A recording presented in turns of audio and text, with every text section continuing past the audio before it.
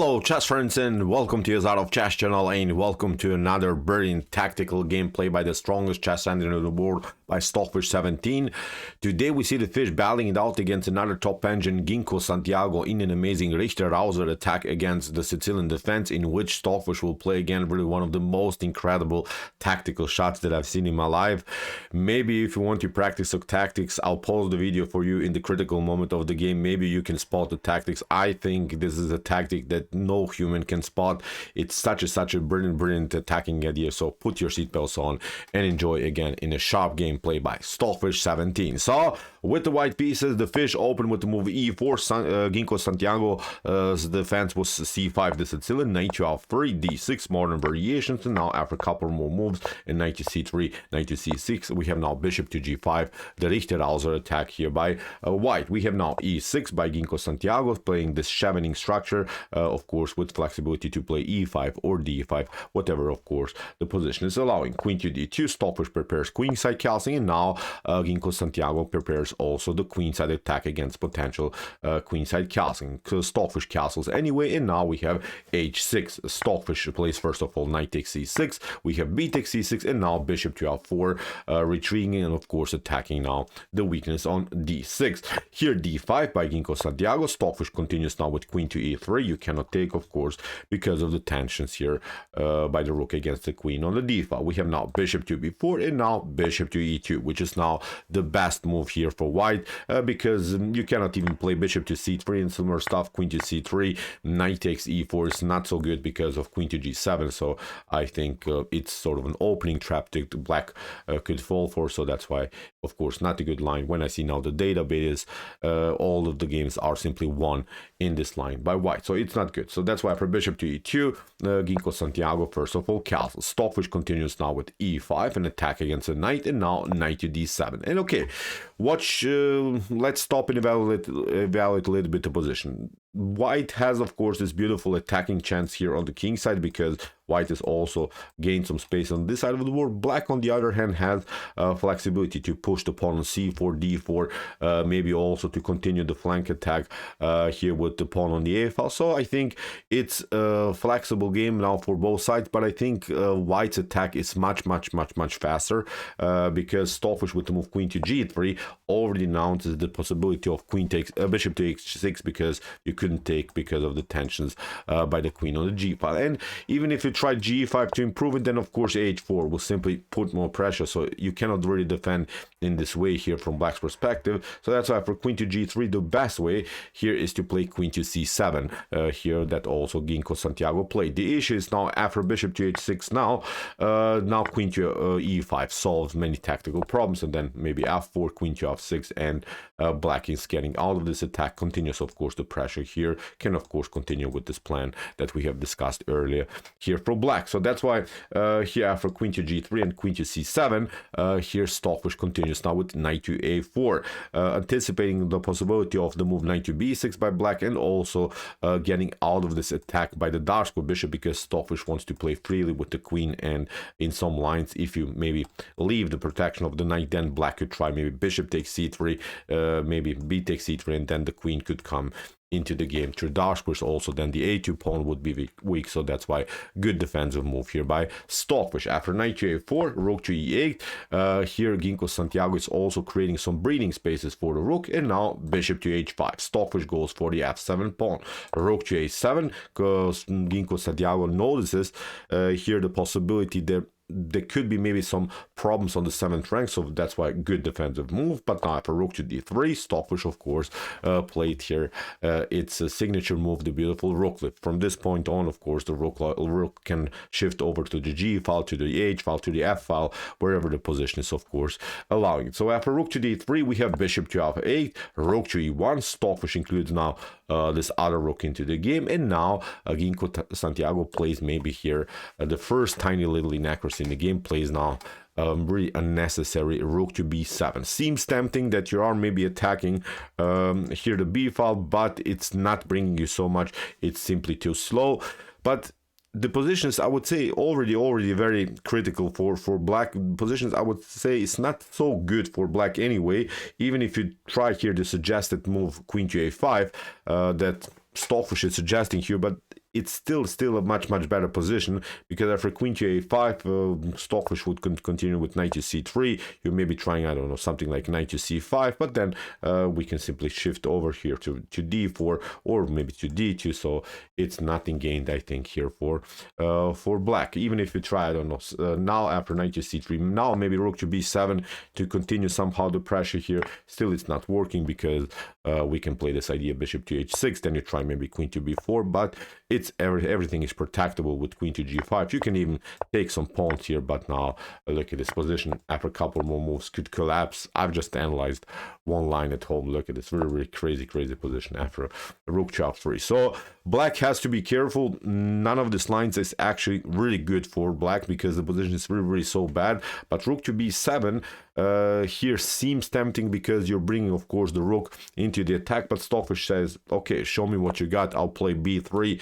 You'll never be able to attack the b file anymore, because this is a firm structure. And here Ginkgo Santiago battles against the knight, of course, on a4, but Stockfish takes. And now after queen to b6, okay, we see here black has now a beautiful battle on the b file, but it's simply not so dangerous, because the rook is also protecting the b3 square. Both of these pawns are protecting. The queen is even protecting here the b3 square. So from this point on, the game becomes really a one-way ticket in white favor. So after queen to b6, Stockfish of course continues with bishop takes h6. We have now c5, a counter-attack here by Ginkgo Santiago, and now Stockfish plays a beautiful rook to d1, because this move rook to d1 prevents some ideas like c4 by black. If this would be the case, then we can still play rook to d4 and then shift the rook over to the g file and continue the pressure against black's king.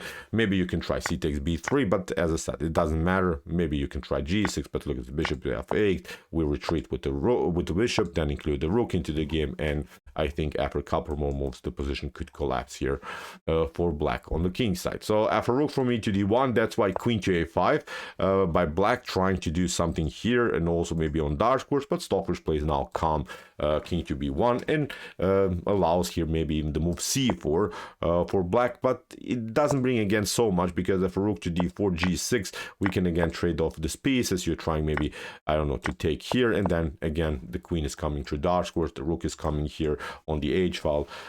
Again, white's attack, I think, is much faster than black's attack. So after king to b1, we have now queen to b4. My Stockfish engine at home says this is even worse, because the queen is supposed to at least stay on this file where it can attack the king, and now the real fun starts. So now we have seen that black really didn't play now the best move. Stockfish has a great setup, but now the tactic that you see now is really incredible. It's really immortal. So here, first of all, again, rook to f3. Stockfish improves now the position of the rook and targets now the pawn on f7. But the pawn on f7 is so far protected by the king and the rook. Here, queen to e4 by Ginkgo Santiago.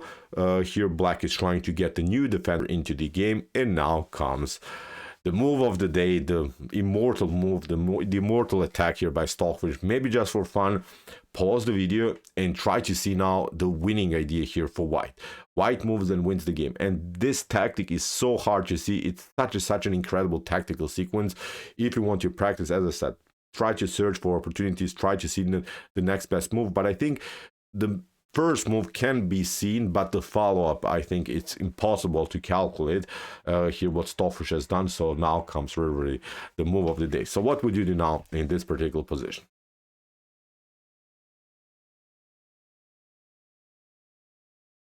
Okay, here Stockfish plays now an incredible rook to f7, and okay, maybe we can say, dude, what's special about this move? I would play this move for sure, because maybe I can open up somehow black's king. The issue about rook to f7 and rook takes f7 is now that actually black has a tough time to escape now with the king. The king is now locked by its own pieces, and it doesn't have such a great activity. So Stockfish continues now with the brilliant idea bishop to g6, and that's now the great follow-up. Bishop to g6 attacks now the queen, and is of course liberating now the h file. Stockfish is trying now to deliver checkmate here, maybe by playing queen to h7, and you see now the rook on f7 is standing now in front of the king, so the king cannot escape through light squares, maybe if it gets attacked. So here, what should you do? let's see options. If you try queen to e2, this move Ginkgo Santiago didn't play, but I was really curious what's going to happen if, for instance, queen to e2 happens. Then white would have here brilliant follow-up with bishop to c1. You just sacrifice further the pieces and then you get the queen into the game, and there's nothing that can be done. Look at this. Even if you try maybe bishop to d6, bishop to e7, of course it's not working here because you get checkmated immediately. You get here the check, and then after king to f8 you get checkmated. But even if you try here, let's go back to play bishop to d6. The cool part is that this pawn is so amazing. Look how crazy this tactical sequences.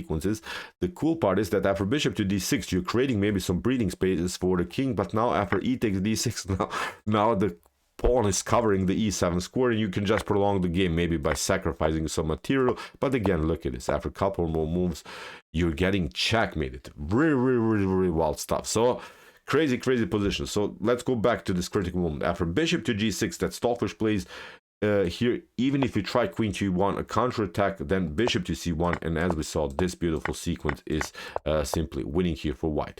What should you do? After queen to e1 and maybe bishop to c1, you can maybe try bishop to e7 to somehow again liberate the square for the king. But now rook to d2, you attack first of all the queen, and now again you bring the queen here on the h file. Black is pretty much forced to clear some spaces for the king, and now we play bishop to f7. Now we deliver check, and here we can pick up the piece, and again it's completely winning position. You can escape, but the material is too dominant here for white. White would gain many pawns. Look at this, 3 extra pawns here on this side of the board. So game over again here for black. So really amazing stuff. So after bishop to g6 that Stockfish played, that's the beautiful part about this tactic. Rook to f7 and then bishop to g6 here.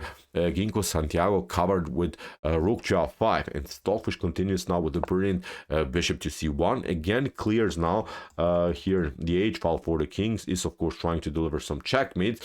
Ginkgo Santiago plays bishop to e7. We have now f4, fixing everything here in the center of the board, and now rook to g5. I wanted to show you what's really the beautiful idea. Even if you try something like a5, let's see, just a bad move, then queen to h3 and nothing can be done, then this check is coming, and then here queen to h8 again, it would be a checkmate. So that's why after f4, Ginkgo Santiago tried rook to g5, tried to somehow compete here, attacking also the queen on g3. Stockfish takes, black takes, and now after bishop to e4, here Ginkgo Santiago escaped, and finally we have reached this beautiful endgame where Stockfish of course gained many pawns and has now, I would say, completely winning endgame for sure. So even if you try instead of bishop to e7 to pick up here maybe this pawn on f4, then bishop to g6 is a great move. Then after something like this we can attack. You're maybe trying to pick up the pawn. Now with deflect the look at this, the king from the defense of the rook. Black takes of course, and now we pick up this one, and it should be game over again here for black. Even if you try, I don't know, first of all bishop to c1, then again with the same idea, bishop to h7, rook to f8, then again both pieces are hanging. So again white would win the exchange, and it's of course again a completely winning position. So after bishop to e4, that's why here bishop to e7, but now Stockfish retreats. a5 by black, Stockfish improving on the position of the king. c4 uses now also this moment where the bishop is lined up now on the d file. d4, bishop to d2, and now Stockfish goes further with the king. Of course in an endgame we should play with our king. Rook to b8, Stockfish improves the position of the bishop, and now after a couple trades of pawns, Stockfish uses now this 4 versus 2 pawn majority on the king side. Here nothing can be done for black. Rook to b6, Stockfish improves again the pieces, occupies now the a file. Ginkgo Santiago retreats, and now Stockfish has a clear path for the king. Of course is going with the king towards the center. We have now g6, rook to a6, black has to defend. Now Stockfish pins the bishop, and after rook to f8, bishop to a5, king to e8, and now g5. In this particular position black resigns. So what's the issue? Can black maybe proceed here? No, really, because the problem is now the h file is open. This pawn on the h file is marching. Now black can just repeat moves, can just play maybe with some moves with the king, and now after a couple moves, look at this, the rook is coming, then this one will be taken. We go for this one. When the pawn on c5 is taken, you would reach this position where Stockfish has created 2 connected pass pawns. So again, a completely winning endgame here for white. So crazy tactic, this rook to f7 idea. Let's go back. Really amazing. Let's see this tactical sequence. Rook to f7 and now bishop to g6. That's the beautiful part, because the queen cannot go somewhere, and we're trying, of course, to get the queen on h3, and Stockfish noticed this beautiful tactic and won then the game very easily. So crazy game. If you want to see some other beautiful, spectacular attacking games like this, check out our commented chess games played by computers with some more Stockfish games, Alpha Zero games, Lila Zero games, and many more. And if you like this content, hit the subscribe button. See you soon with some more videos, and what do we say in the end? Chess is the best, of course.